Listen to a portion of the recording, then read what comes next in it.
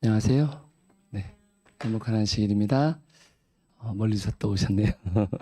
네, 환영합니다. 아, 연초에 제가 신학교에서 여러분들에게 말씀드렸던 것처럼 올 한 해는 매해마다 이제 성경 통독을 해왔기 때문에 예언의 신 대쟁투를 통독하겠다는 말씀 드린 적이 있어요. 그래서 지난달에 이제 부조화 선지자 상권을 한 25일 정도 걸린 것 같아요. 아침마다 또 틈틈이 시간 날 때마다 이제 묵상하고 읽으면서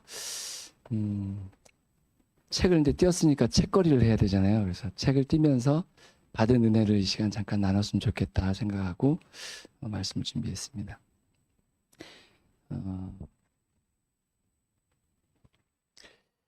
히브리 11장 5절에 보면 이런 말씀이 있습니다.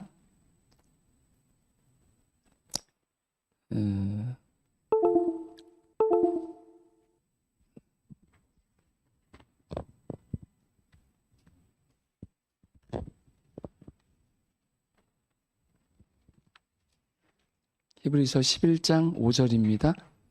믿음으로 에녹은 죽음을 보지 않고 옮기웠으니 하나님이 저를 옮기심으로 다시 보이지 아니하니라. 저는 옮기우기 전에 하나님을 기쁘시게 하는 자라 하는 증거를 받았느니라.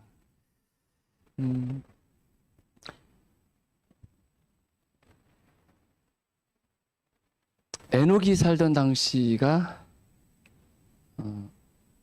어떤 때였죠? 홍수 바로 직전이었잖아요. 그 당시에 죄악이 너무나 관영해서 하나님께서 도저히 안 되겠다 싶으셔서 세상을 물로 멸망시키시 바로 직전인데, 그 죄가 가득 찬 세상에서 에녹이 이렇게 말씀을 했어요. 에녹은 하나님과 매우 밀접한 교제의 생애를 살았기 때문에 하나님께서는 그가 죽음의 권세 아래 들어가는 것을 허용하지 않으셨다. 이 선지자의 경건한 품성은 그리스도께서 재강림하실 때에 땅에서 구속함을 얻을 자들이 달성해야 할 거룩한 상태를 대표한다. 홍수 전 세계에서처럼 그때에도 죄악이 넘칠 것이다. 두 번 말하면 잔소리죠. 요즘 세상이 얼마나 악한지는 여러분들이 들어서 아시는 것처럼 정말 너무나 악한 세상에 우리가 살고 있습니다. 물로 세상이 멸망당하기 전에 에녹이 하늘로 승천한 것처럼 산 의인들도 불로 세상이 멸망당하기 전에 하늘로 승천할 것이다. 그리고요.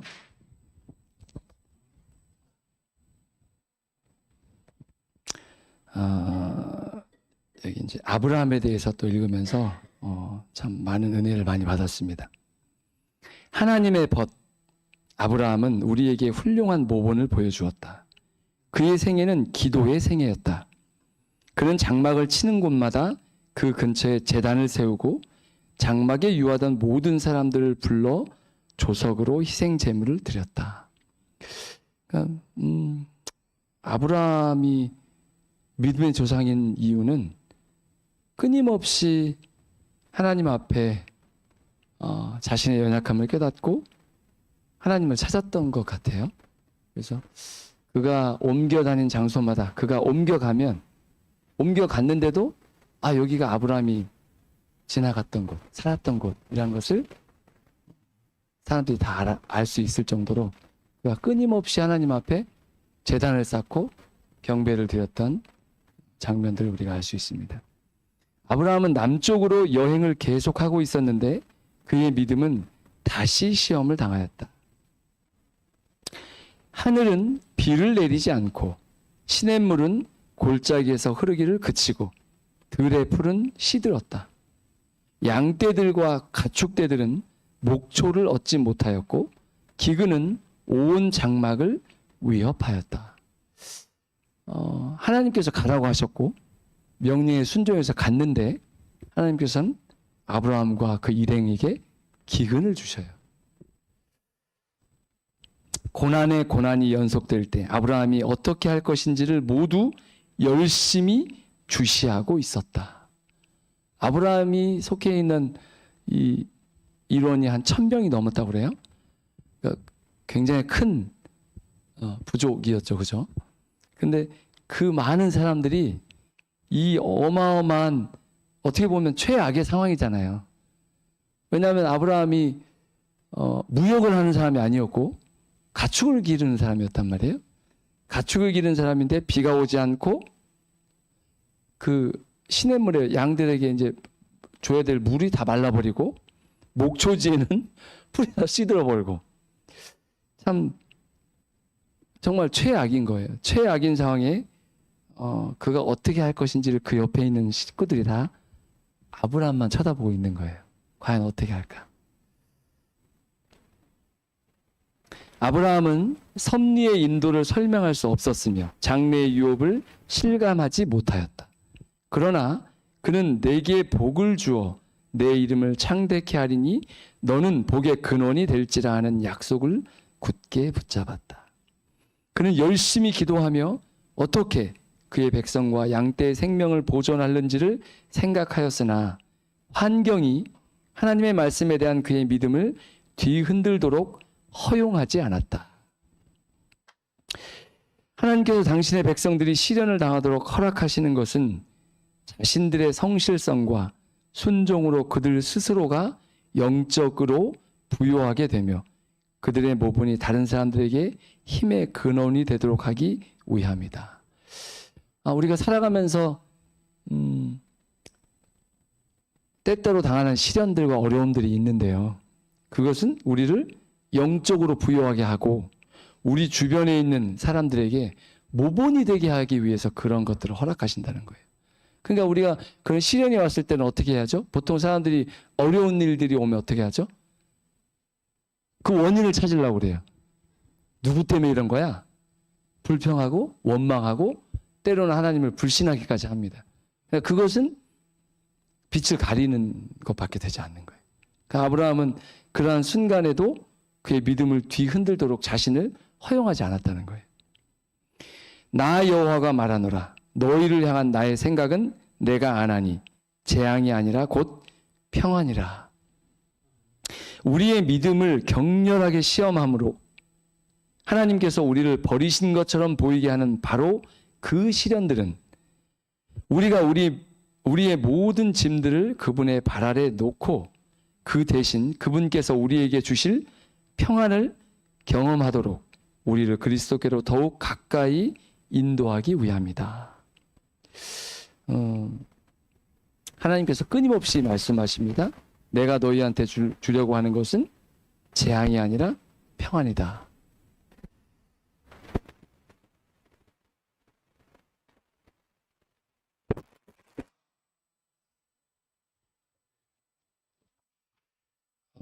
또 중간쯤 넘어가면 이제 모세 이야기가 나옵니다. 모세는 여러분들 너무나 잘 아시는 것처럼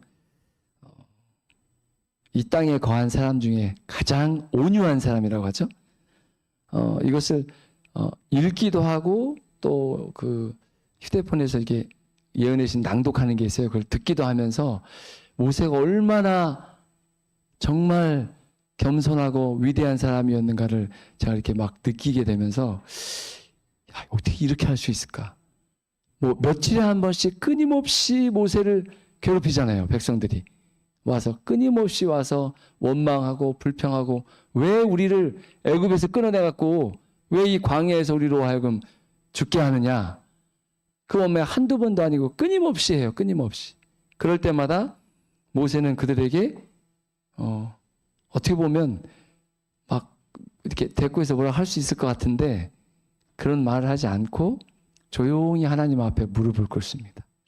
조용히 무릎을 꿇고 하나님 어떻게 하면 좋을까요? 하고 하나님께 말을 하고 있어요. 모세가.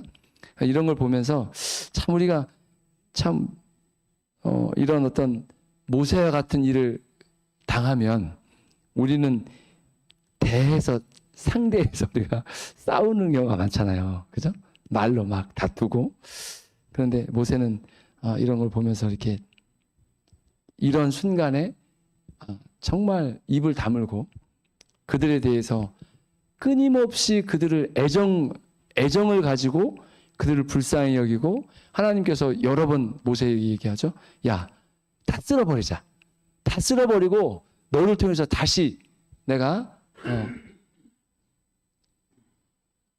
그런 이야기를 들을 때마다 모세는 정말 무릎을 꿇고 하나님 앞에 그 백성을 위해서 탄원한 그 모습을 볼 때마다 참 제 자신이 많이 부끄럽고, 야, 정말 이런 온유함을 소유했으면 좋겠다 하는 그런 마음을 많이 품게 되었습니다.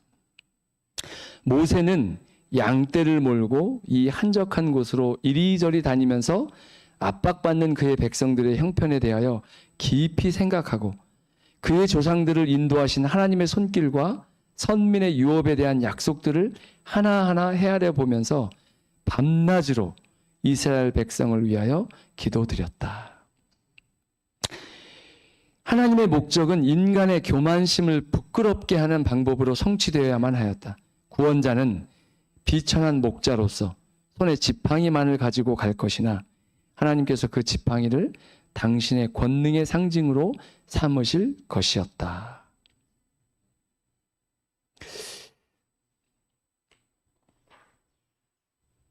또 넘어가겠습니다.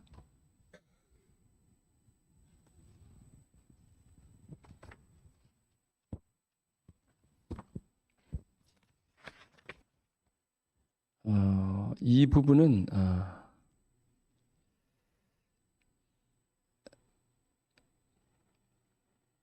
이스라엘 백성들이 이제 광야 생활에 이제 이렇게 생활을 길게 하다가 고기를 달라고 해요.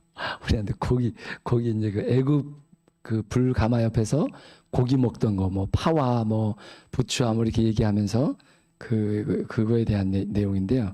하나님께서는 만나뿐 아니라 고기도 쉽게 좀 더 그들에게 공급하실 수 있으셨다. 그러나 그들의 행복을 위하여 그것을 제한하셨다.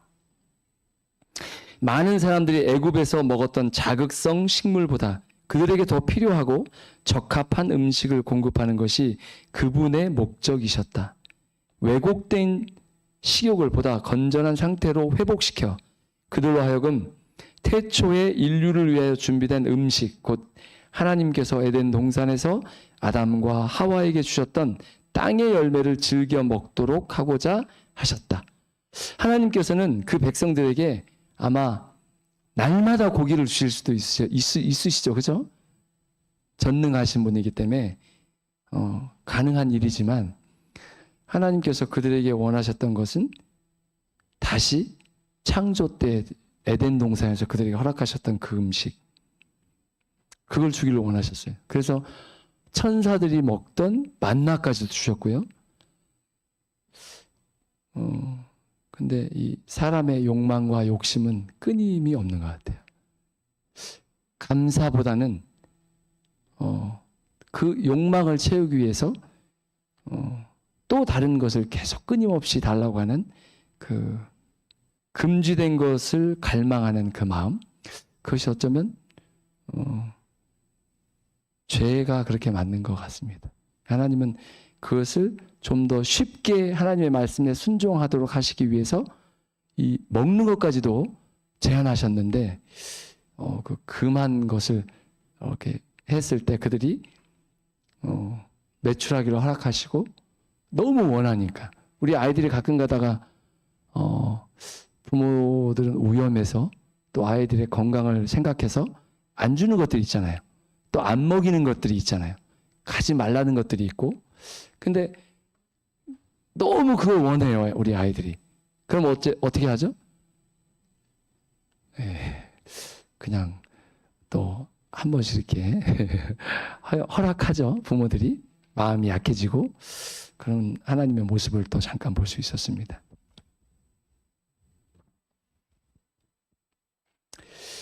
그 다음은 이제 모세가 이제 지도자로 부름을 받고 이 백성을 이렇게 이끌다가 뭐 고라의 반역도 있지만 특별히 아론과 미리암이 모세의 그걸 보면서 질투하는 장면이 나옵니다.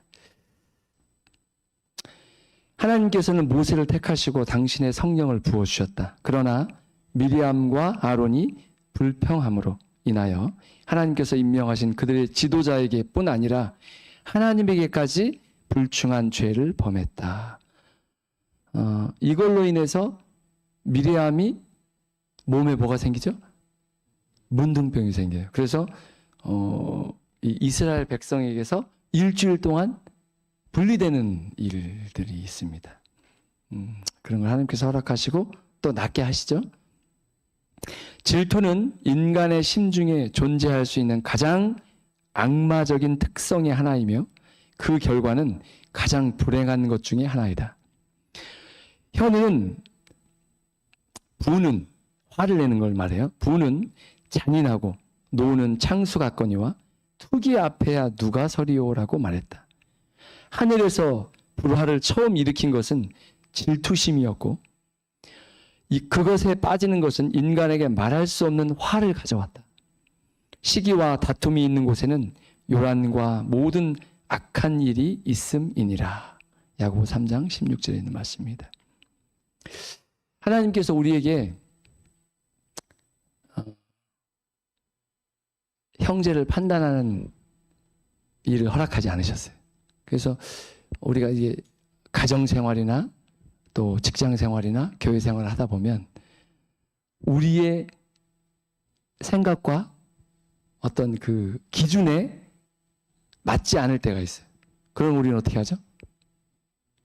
너무 쉽게 우리는 정죄하거나 판단해서 형제를 실망시킬 때가 있습니다. 그것을 막기 위해서 하나님께서 우리에게 그것을 허락하지 않으신 것 같아요. 우리가 보는 것은 그냥 보여지는 것밖에 없잖아요. 그런데 그 형제가 지금 하는 말이나 행동은 때로 어때요? 또 다른 곳에서 상처를 받았든지 어떤 문제가 생겨서 발생하는 일들을 우리는 그 하나만 보고 형제를 잘못 판단할 수 있는 거예요. 그래서 우리가 저지르지 말아야 될 것 가운데 하나가 이것 같습니다. 그래서 하나님께서는 우리가 그런 연약한 모습들을 볼 때 형제를 불쌍히 여기는 마음, 그를 위해서 기도할 수 있는 마음을 우리에게 허락하신 것 같습니다. 온유한 자를 공의로 지도하시며 온유한 자에게 그 도를 가르치시로다. 온유한 사람들은 가르치기 쉽고 가르침을 받기 원하기 때문에 여호와께서 그들을 지도하신다. 우리가 하나님 앞에 어린 아이와 같은 심정으로 서야 됩니다. 그러니까 신앙을 많이 하다 보면 우리가 이제 그런 것 같아요. 제가 이제 모태 신앙이고 이렇게 설교를 많이 듣다 보니까 뭐 여러분도 그런 경험들을 해보셨겠지만 이제 앉아서 가만히 앉아서 설교를 들을 때 어떠한 경험을 많이 했냐면 설교를 판단하는 거예요. 판단을 해가지고 때로는 뭐 설교 듣는 게 좀 뭐라고 할까 준비가 안 된 것 같은 거예요. 준비가 안 된 사람이 서서 설교를 하니까 이제 그것을 깨달은 지 얼마 안 됐는데 설교를 듣는 사람의 마음이 준비되면 이 앞에 나서 어린아이가 어떤 말을 할지라도 하나님의 말씀을 어떤 구절 하나를 읽더라도 그게 은혜가 되고 하나님께서 내게 하시는 말씀이다라고 받게 된다는 거예요. 그걸 깨달은 지는 사실 얼마 안 됐어요. 그러니까 준비되지 않은 상태에서 벌써 누군가는 기도하고 와서 말씀을 전하는데 그걸 판단하고 있는 거예요. 제가 앉아서 가만히 앉아서 뭐 설교에 대해서 이건 어떻고 저떻고 이렇게 하면서 판단하는 제 자신을 보면서 굉장히 부끄러웠습니다. 이게 하나님의 말씀은 생명이 있고 살았다고 그랬잖아요. 근데 그 말씀이 어떤 말씀이 이 강단에서 전해질지라도 그 말씀이 성령을 통해서 내 마음밭이 준비되면 아무리 정말 연약하고 그 설교가 때로는 뭐 옛날에 제가 어린 시절에는 설교가 보통 1시간 반씩 막 길게 사경회 같은 경우 더 길게 하셨어요. 말씀하시는 분이 막 뭐라고 하죠? 이게 이제 말씀이 깊어지고 길게 하다 보면 그렇죠. 열정적으로 하시다 보면 시간 가는 줄 모르고 막 하시는 거예요. 그러면 이 앉아있는 사람들, 듣는 사람들도요, 거기에 그냥 온통 시선이 거기에 가 있는 거예요. 그러니까 배고픈 줄도 모르고 시간 간 줄 모르고 말씀이 너무 달고 좋은 거예요. 그러니까 말씀 전하신 분이 시간이 많이 지났군요. 이제 좀 마칠까요? 그러면 뭐라고 하자면 앉아 있는 분들이 더 하세요 하는 거예요. 그러한 세대에 제가 이제 그러한 시대를 이제 지나왔기 때문에 요즘 사실 이 설교하시는 분들은 그 11시에 시작해가지고 뭐 앞에 모든 거 다 마치고 설교자가 딱 설교할 시간은 사실 어떨 때는 30분도 안 돼요. 30분도 안 돼요. 그래서 하다만 것 같은 그런 느낌도 있고요. 설교를 들을 때. 근데 사실 그 시간이라는 거는 안식일은 어떻게 보면 하루 24시간, 그죠? 물론 온전히 24시간 아니죠. 우리가 잠자는 시간이나 그런 시간이 있으니까. 그 안식일 시간이 해 질 때까지 온전히 하나님과 함께 동행하는 시간, 말씀으로 채우는 시간이 됐으면 좋겠는데 사실 우리는 너무나 한 주일 동안 바쁘게 지내다 보니까 안식일에 오면은 설교 듣고 오후가 되면 벌써 잠이 몰려와요. 잠이 몰려고 피곤해. 왜 그러죠? 저는 금요일 저녁만 되면요. 막 몸을 뭐가 막 누르는 것 같아요. 그래서 앉아있으면 어떨 때는 우리 아이들도 그렇지만은 막 졸려요. 막 눈이 막 이 눈꺼풀이 무겁고 막 졸려서 그럴 때가 있습니다. 사실 그렇게 하면 안 된다고 그랬어요. 선지자는 말씀에 우리가 너무 일주일 동안 열심히 살다가 안식일에 와서 말씀을 들으지 못할 정도로 졸릴 정도로 해서 안 된다라고 말씀하시더라고요. 그래서 많은 분들이 금요일이 되면 좀 빨리 일을 끝내고 안식일을 차분하게 준비하시는 많은 분들이 계신데요. 그런 걸 들을 때마다 제가 좀 많이 이렇게 회개합니다. 네, 뉘우치고 합니다. 그래서 오늘 이 말씀을 이렇게 쭉 이 부조화 선지자를 읽으면서 제가 17살 때 이제 인벌동에 대안학교에 있을 때 사실은 그 전에는 뭐 이런 것을 제가 개인적으로 책을 읽어본 경험이 없어요. 그 전에는. 근데 고등학교 1학년 나이죠. 17살 때. 그때 이제 산에 와서 새벽에 5시? 5시면은 거기는 전기가 없었기 때문에 호롱불 켜놓고 그 석유에다가 휴지, 심지 이렇게 해갖고 호롱불 켜놓고 그 불빛에 대선민이 모여가지고 말씀을 이렇게 예언의 신을 읽었어요. 그 예언의 신을 또 대형 총서를 이렇게 부조화 선지자, 각시대 대쟁투, 실물교훈 하면서 쭉 읽으면서 그때 딱 읽었던 것이 굉장히 머리에 많이 남고요. 그 시절에 젊은이 시절에 읽었던 게 더 아마 잊혀지지 않는 것 같아요. 그 이후에 뭐 중간중간 설교 준비하기 위해서 뭐 이렇게 보고 말씀 보면서 잠깐씩 봤지만 이렇게 온전히 읽은 거는 사실 너무 오래간만에 읽은 거예요. 그래서 쭉 읽으면서 말씀을 읽으면서 굉장히 많은 개인적 은혜를 받았고 너무 좋았고 지금도 이제 2권이 들어갔어요. 2권 들어가서 41장을 읽고 있는데 어저께까지 발람장을 읽었거든요. 근데 그 장을 쭉 읽으면서 너무너무 이제 은혜가 되는 거예요. 요즘 세상이 물질 만능주의잖아요. 사람들이 돈을 사랑해요. 돈을 악착같이 모으려고. 근데 제가 얼마 전부터 무슨 생각을 했냐면 돈이 많으면 안 되겠다. 이게 유혹이 될 수 있겠구나. 어떤 시험이 될 수 있겠구나. 그런 생각이 들면서 어떻게 하면 이 돈을 쓸까? 잘 쓸까? 그게 제 온통 관심사예요. 그러니까 제가 이제 여러분들 가끔 말씀을 드렸는지 모르겠는데 제 소원은 일요일 휴업령이 나기 전에 일요일 휴업령이 나면 우리가 모아놓은 돈은 다 종이짝이 돼요. 그러니까 휴업령이 나기 전에 우리가 가지고 있던 모든 이 물질적인 재산은 다 쓰고 하나도 없는 상태로 가는 게 제 소원이에요. 그걸 위해서 기도하고 있고. 그래서 어떻게 하면 잘 쓸까? 왜냐하면 발람장을 읽으면서 발람이요 하나님의 선지자였어요.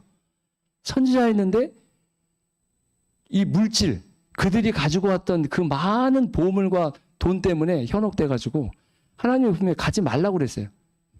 그런데 가고 싶은 거예요.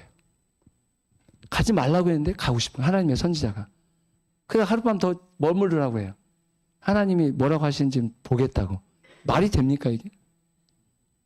그 하나님이 그러니까 그럼 가라 그랬어요. 대신 내가 내 입에 주는 말만 해라 그랬어요. 그래서 결국은 끊임없이 몇 번, 한 3번 해죠. 3번 해서 여기 갔다 저기 갔다 하면서 전체 진영 가서 했는데 안 됐고, 중간에 가서 안 됐고, 꼬리 가서 했고, 딱 했는데도 하나님께서 주신 말씀을 하다 보니 그들에게 복만 빌어요. 그래서 아무 받은 거 없이 그냥 자기 집으로 돌아와요. 그러다가 하나님의 성령이 걷어가니까 무슨 일을 해요? 내가 어떻게 하면 이스라엘을 범죄케 해서 모압에서 많은 재물을 얻을까? 돈을 사랑하는 마음이 그 마음에 가득하니까요. 가가지고 어떻게 해요? 어떻게 하면 이들이 죄를 범할까를 가르쳐줘요. 모압 왕에게. 그래서 그들이 아주 자연스럽게 어울립니다. 처음에는 친교라는 목적으로. 그 모세도 그걸 처음에는 눈치채지 못했어요. 나중에 모세가 눈치챘을 때는 이미 온 백성이 거기에 막 흥분돼가지고 온 백성이 이미 전염된 상태라고 해요. 그걸 보면서 이 물질이라는 거에 우리가 그것을 너무 사랑하면 안 되는 거예요. 우리가 지금 하나님께서 나에게 주신 것을 감사하고 그것을 가지고 어떻게 하면 하나님의 영광을 위해 사용할까를 생각하면서 돈을 벌면 하나님께서 나에게 맞는, 우리 각자에게 맞는 만큼을 주실 거예요. 그럼 주신 거에 만족하고 감사하면서 하나님의 일을 돕는 사람이 되면 좋지 않을까 하는 생각을 또 하게 됐습니다. 여러분들도 우리의 목적이 이 땅에서 땅을 많이 소유하고 통장에 돈이 많이 쌓이는 것이 우리의 목적이 아니라 그 뭐라고 했죠 하나님이? 그 성경에 보면 너희 보물이 있는 곳에 너희 마음이 있다고 그랬잖아요. 그러니까 우리 보물을 하늘에 쌓으라고 했는데 하늘에 많이 쌓으셨으면 좋겠어요. 그래서 사람들에게 칭찬을 받는 게 아니라 하나님께 칭찬받는 또 우리 기독교 성도님들 되시면 좋겠습니다. 오늘 이것으로 오늘 책거리 마치겠습니다. 기도하겠습니다. 하늘에 계신 우리 아버지 하나님, 주님께서 또 2024년도 또 한 달을 잘 마치고 또 2월 달 또 이렇게 저희들 시작할 수 있도록 은혜 베푸셔서 감사합니다. 우리가 새초에 하나님께 결심하고 다짐했던 것들 우리가 지금 잘 지키고 있는지 모르겠습니다. 아버지 도와주셔서 우리가 하나님의 말씀을 더 가까이 하고 모세처럼, 아브라함처럼, 에녹처럼 끊임없이 하나님 앞에 겸손히 무릎 꿇고 주님께서 우리에게 맡겨진 사명을 감당할 수 있도록 도와주시고 한 영혼이라도 주님께 이끌기 위해서 우리의 잃어버린 가족들, 친구들, 이웃들에게 복음을 우리의 착한 행실과 또 말씀으로 증거하는 귀한 삶을 살아갈 수 있도록 축복해 주시옵소서. 사랑이 많으신 예수님의 이름으로 기도합니다. 아멘.